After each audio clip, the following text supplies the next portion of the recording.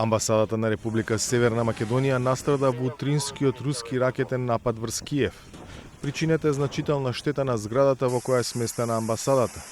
Првичните информации се дека објектот не бил директна цел на руската армија, туку мета биле околните згради за кои се претпоставува дека ги користели украинските безбедносни сили.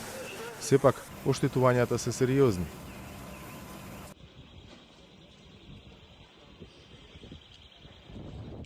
Во моментот на нападот во дипломатско-конзуларното представништво на земјава во Киев немало никој, така што нема повредени од дипломатскиот персонал.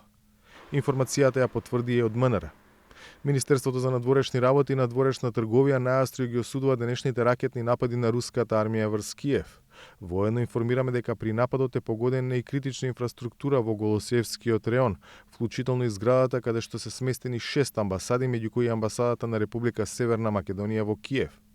При нападот нема повредени меѓу дипломатскиот персонал, но е причината материјална штета на амбасадата.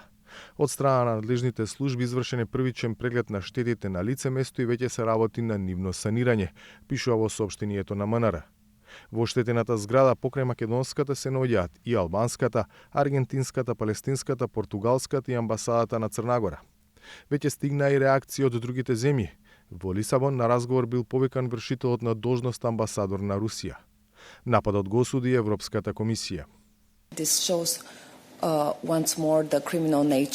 Овој напад уште еднаш покажува дека криминалната природа на рускиот претседател Владимир Путин представува опасност за Украина, за Европската унија и за нашата севкупна безбедност. Станува збор за поголем објект во центарот на Киев во кој се сместени неколку дипломатско-конзуларни представништва. Македонската амбасада беше затворена неколку месеци веднаш по стартот на руската агресија во февруари 2022 за пак да биде отворена во мај истата година. Главниот град на Украина денеска наутро беше цел на силен руски ракетен напад во кој загина едно лице, а десетина се повредени. За Гласот на Америка од Скопје, Владимир Мирчевски.